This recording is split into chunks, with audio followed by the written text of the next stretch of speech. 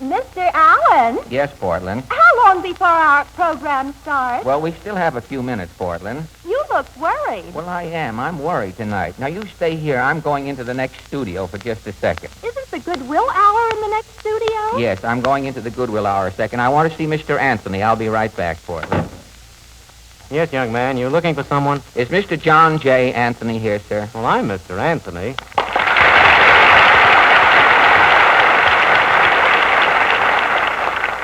Mr. Anthony, I have a problem. I'm sorry. I'm very busy now. My Goodwill Hour goes on the air at 10:15, and perhaps you'd like to come back later. Look, huh? can't you talk to me now, Mr. Anthony, please? I need your advice. Now, what's your trouble, son? Well, my name is Allen. Alan? Fred Allen. I used to be in the radio business. Used to be in the radio business. What capacity? Were you a mechanic?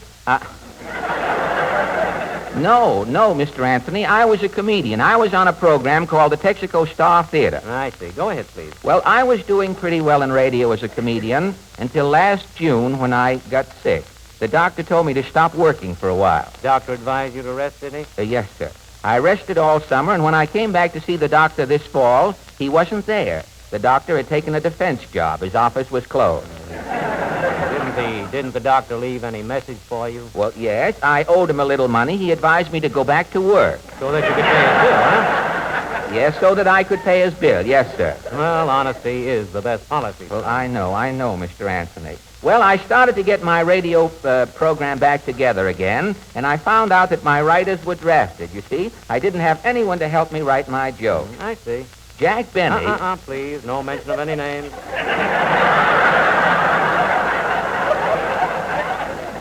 Well, Jack Benny isn't his real name, Mr. Anthony. Sort of a non-diplome, huh? Yes, he calls himself Jack Benny because even he can't pronounce his real name. Benny? Benny, he's also in radio. His relatives think that he is a comedian, too, you see. Well, when I went to get my radio show together, I found that Jack Benny had stolen two of my actors. I see. This Benny has lured two of your actors away from you with honeyed promises? Yes, Mr. Anthony. Now, that's my problem. I'm supposed to go back on the air tonight. I haven't any writers, and two of my actors have been stolen. Should I go back on the air with no jokes and no actors, or should I take up some other profession? What should I do, Mr. Anthony? Mm-hmm. Well, I must say that you are on the horns of a dilemma, Mr. Allen. Your doctor is in the defense plant, your writers are in the Army, your actors have succumbed to the wiles of a false friend. What did you say his name was? Jack Benny. Oh, yes, Benny. Yes. Well, you see, Mr. Allen, when we're faced with trials and tribulations, we must remember that the darkest hours always come before the dawn. Yes, sir. Men whose names have gone down in history have known bitter disappointment. They've seen their hopes blasted. They've been deserted by their fellow workers. They've been betrayed by friends they trusted. But these men have risen above the petty forces that have attempted to sabotage their plans and ambitions. Well, if you're the man I think you are, Fred Allen, you'll not desert radio. You will not consider another profession. As a matter of fact, you'll even ignore the fact that you haven't any jokes. Yes. Well, you'll even scoff at this male Jezebel Jack Benny who shanghaied your actors. Yes, sir. You'll go back on the air tonight, and you'll bring joy to millions of radio listeners with your program, the Texaco Star Theater. Go back on the air, son, and good luck to you. Thank you, Mr. Anthony.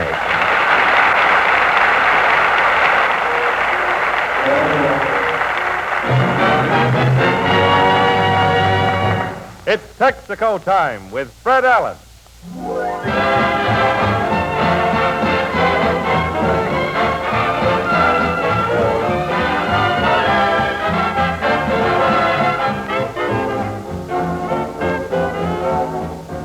Texaco dealers from coast to coast present the Texaco Star Theater, starring Fred Allen, with Fred's guests Lauritz Melchior, Portland Hoffa, Falstaff Openshaw, the Texaco Workshop Players, Hilo Jack and the Dame, and Al Goodman and his orchestra. This is Jimmy Wallington speaking for Texaco, reminding you that winter cold can cause excessive wear in unprotected cars.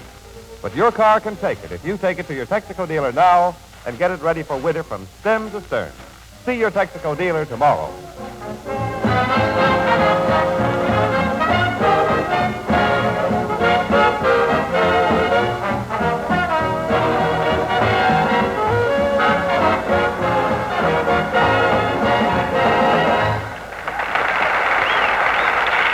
radio since last June. Why he left, where he has been, why he came back, nobody knows. But here he is, Fred Allen. Thank you. Thank you. Thank you. Thank you, and good evening, ladies and gentlemen. Mr. Wallington, I want to thank you for a nice, dull, soggy welcome, Jimmy. Look, when Lassie came home, she got a bigger greeting from the town cat than I got. Jimmy, I've been away 6 months. Yeah, where have you been? Well, I could say I've been hiding, waiting for pistol-packing Mama to blow over. But I haven't. I've been out in Hollywood, Jimmy. Well, it didn't take you 6 months to get back from Hollywood, did it? Have you tried to get a reservation on a train lately, James? But California is only 3,000 miles as the crow flies. You can't even get a reservation on a crow, Jimmy. Now tell me, why should it be so hard to get tickets on California trains? It's the housing conditions. You see, a man is going from New York to California. He gives up his apartment here in New York. You see, he gets on the train. When he arrives at Los Angeles, he finds the city is crowded. He can't find an apartment. He can't get a room in a hotel. So he gets back on the train and returns to New York. Well, by now, the apartment he had here has been rented, so he can't find a place to live in New York. He gets back on the train again. And that's why it's impossible to buy a railroad ticket to California today, Jimmy. Thousands of people are living on those trains. That's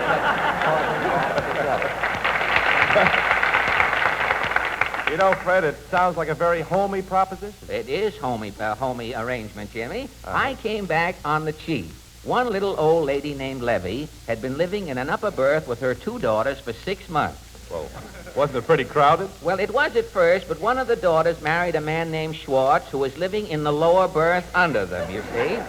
The two families pooled their space. Now they're all very happy living in a section right outside of Albuquerque when I last saw them. And that's the way it's going. Mr. Allen! Well, Portland.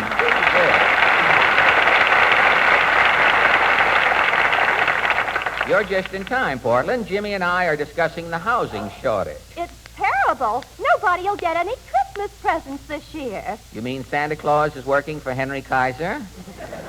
No. With the housing shortage, people are living in chimneys. Well, that probably accounts for the flu epidemic, wouldn't it?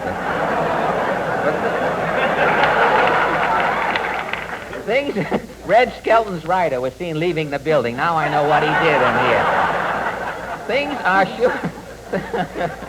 Things are sure congested. Mama put a nickel in a sandwich slot at the automat last night. Yeah? The door flew open. And? A midget was sleeping in there.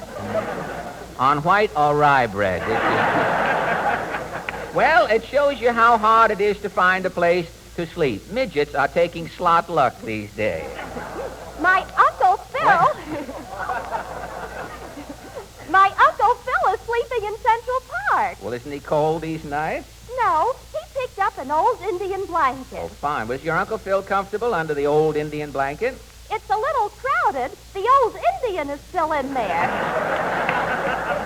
Well, I guess that confuses the housing issue pretty thoroughly, Portland. I think that we'd better get down to Allen's Alley.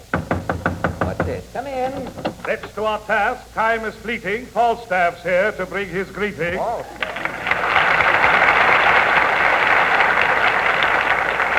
Falstaff Open Show. Why, Portland and I were just going down to Allen's Alley to see you. Do you still live there? If you wonder what became of Sally, Falstaff and Sally are still in the alley. Well, you come bearing poems tonight? Indubitably. I have loads of odes. Have you heard when Mrs. Muldoon played her big bassoon, her head swelled up like a lumpy balloon? No. Or, how would you like to be an eagle and know that your mother was bald?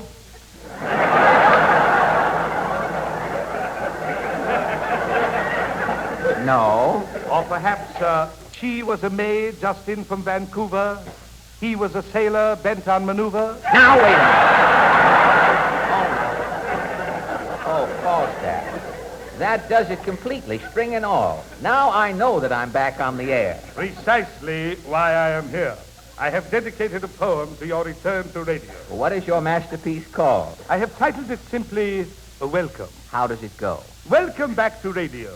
I've been appointed to extend a hearty greeting from the industry to you. The Quiz Kids, Lum and Abner, Kay Kaiser and his band, the Lone Ranger and Bing Crosby offer a friendly hand. Milkman's Matinee, Bob Hope, Ma Perkins, Horace Height, Phil Baker, and the mystery chef wish you well this night. Town Hall meeting of the year, Major Bowes and Frances Farrell. Pepper Young and Superman sing Roll Out the Barrel. Death Valley Days, Vic and Sade, Gangbusters and Easy Aces.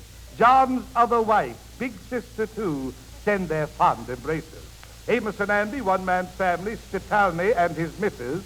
Information, please, Jack Haley, forward love and kisses. The sponsors, too, all welcome you, from Lucky Strike to Lux. But Falstaff's glad to see you most. Why? Can you lend me $20?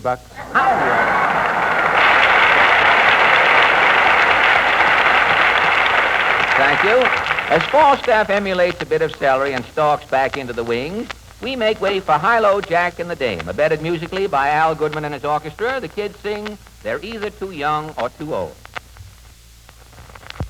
Point with his famous Marfac lubrication and checks battery, radiator, and every other danger spot. Why, I wouldn't even say, take your car to your Texaco dealer tomorrow for the winter protection that'll make it start quicker, run easier, and last longer. In other words, Jimmy, you just won't talk. I'm not saying a word. Won't say a word.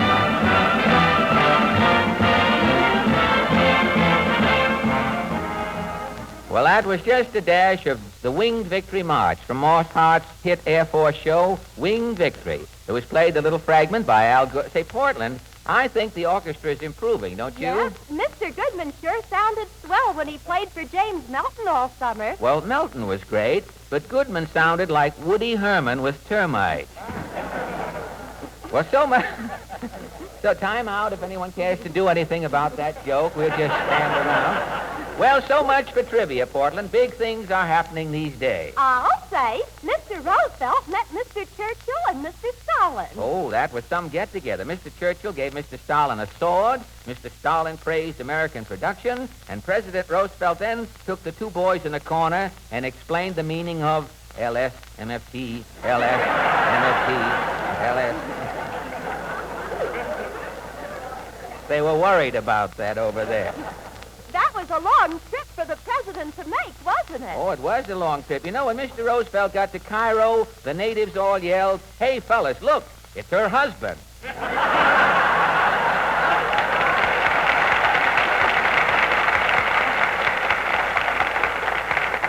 Say, Portland, what is that little piece of paper you have there? Oh, it's for you. I forgot. Well, let me see. What is it? Hey, what do you know? What? It's a note from Lauritz Melchior, the famous metropolitan tenor. Look what it says. I must see you at once. Urgent. Do not fail me. Where did you get this note? The man is waiting outside. Well, bring him in. Ladies and gentlemen, may I present Mr. Lauritz Melchior.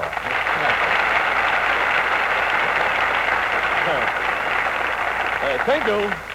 Yeah, this is a pleasure, Mr. Melchior. I always enjoy meeting people who are still in my former profession. Fred, don't tell me you were a singer? Singer, he says. Why, I was the common Lombardo of my time. Where did you sing? Well, I sang my first solo in a church choir. What happened? 200 people changed their religion.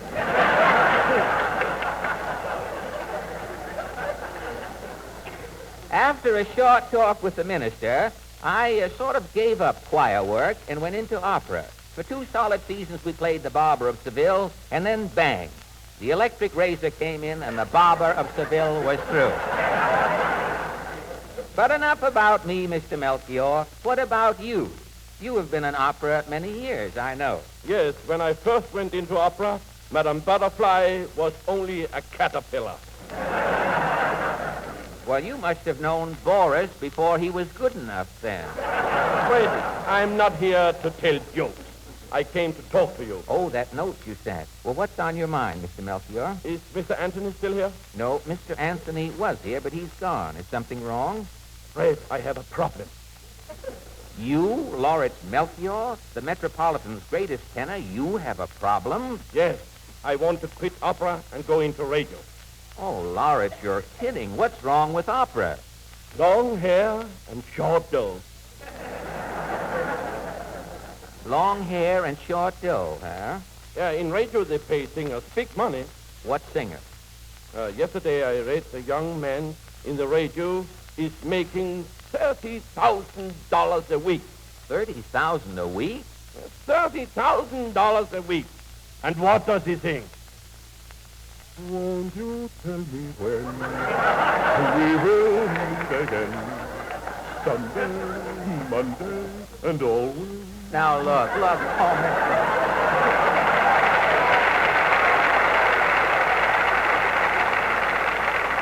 Oh, Oh, Fred, make me another Sinatra. you, the great Melchior, want a croon? Yes. Oh, the maestro is jesting. The maestro's hungry.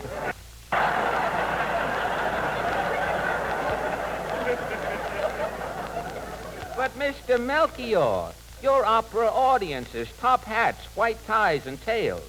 You want to sing for sweatshirts and bobby socks?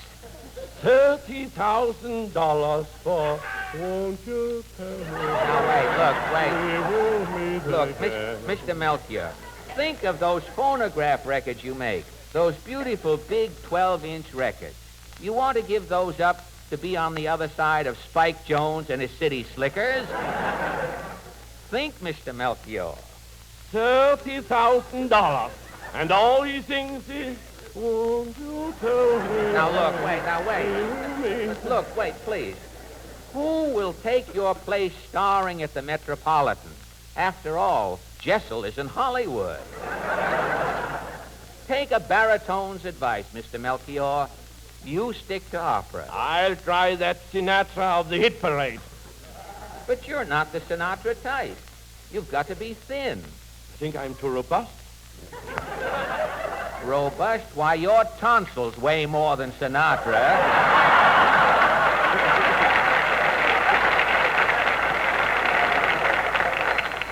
When he's on the air, you can't tell whether Sinatra is singing into the microphone or the microphone is singing into Sinatra. Look, forget the whole thing. Oh, please, Fred, get me on the radio.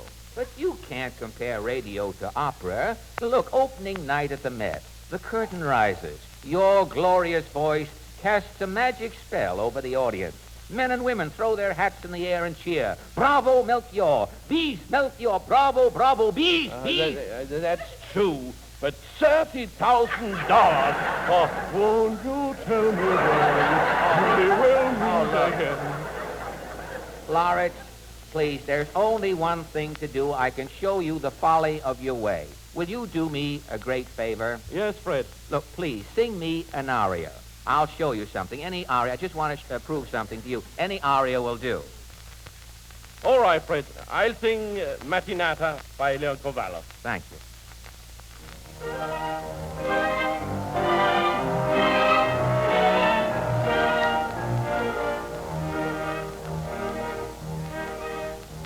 The dawn in her mandel of whiteness, as her shining eyes saw the sun, while roses reflecting her brightness announce that the day has begun. A light secret rustle is creeping through nature whose long night has dawned. But you through this beauty are sleeping, and vainly I sing here alone. Wake with the dawn, radiant in gladness, open the portal, I sing for you. And you are absent, night made in sadness, when you are near me, love's dream comes true. Wake with the dawn, radiant in gladness, open the portal, I sing for you. And you are absent, light fades in sadness, when you are near me.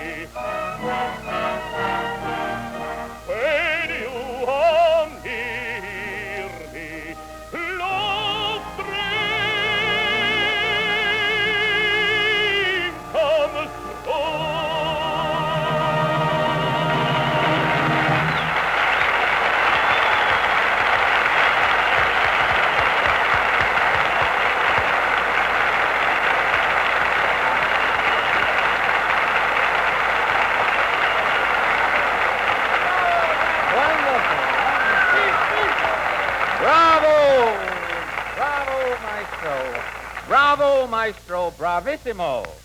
$30,000. Won't you tell me when we will meet? All right, Mr. Melchior. Apparently you won't be happy until you get into radio. Now, I'll show you what can happen. If the wrong sponsor signs you up, you're apt to end up on a radio show that could sound something like this. We're on the air.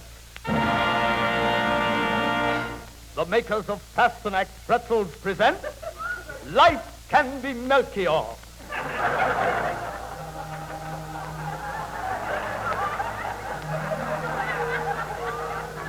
Life Can Be Melchior is brought to you every hour, on the hour, every day, 168 times a week, by the makers of Pasternak Personality Pretzels. Today, while every other pretzel is made by machine, untouched by human hand, only Pasternak pretzels are made by hand. Pasternak himself takes a handful of wet dough and steps into a red-hot oven. A few twists, a few turns, when Pasternak is lifted out of that red-hot oven, in his hands he holds a pretzel. No deceit, no trickery. No other pretzel can make this claim. With men who know pretzels best, it's Pasternak 7 3/8 to 2. And now, Life Can Be Melchior.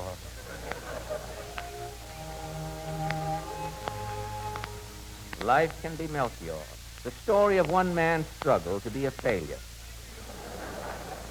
Little Larry Melchior was born in a motel somewhere in Ohio.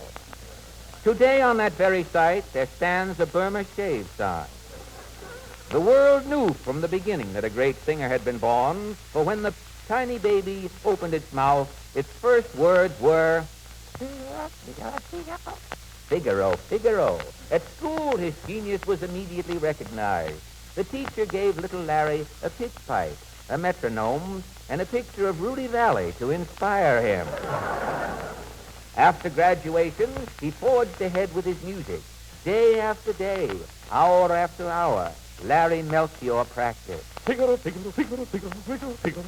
4 years at Curtis Institute of Music, Melchior sang. Figaro, Figaro, Figaro, Figaro, Figaro. 8 years at the Juilliard School of Music, Melchior carried on. Figaro, Figaro, Figaro, Figaro. A hard time getting in here. Melchior was so eager, it was hard to tell the story of his life. He was figuring all over the... And then came the crucial test, his audition for the Metropolitan Opera Company. Melchior sang. He had forgotten the words. But this did not stop Lauritz Melchior.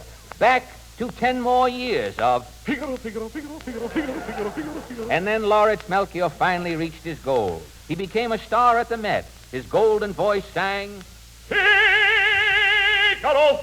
and now he was ready for his crowning achievement, starring on his own radio show. And here is the star of the Pasternak Pretzel program, Lauritz Melchior, bringing you the music he has spent a lifetime to achieve. Maestro, please.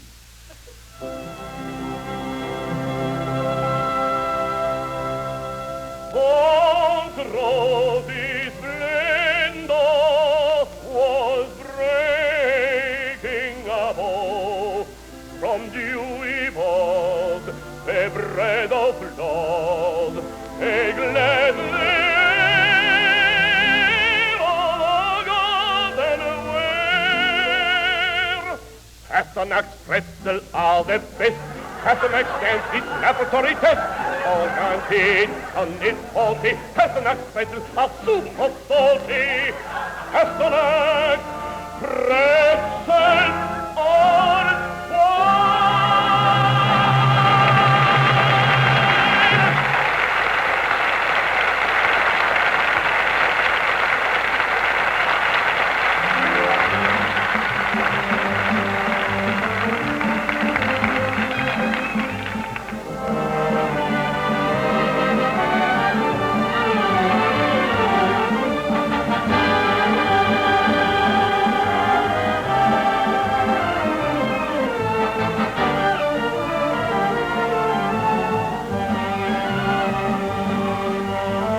Before we close our Texaco Star Theater, ladies and gentlemen, I want to thank Mr. John J. Anthony, who appeared tonight through the courtesy of Clark's Chewing Gum. And also I'd like to thank Mr. Lauritz Melchior for dropping in on us tonight as well. Next week, our guest will be the King of Magicians, Orson Welles. And now, a final word from Jimmy Wallington.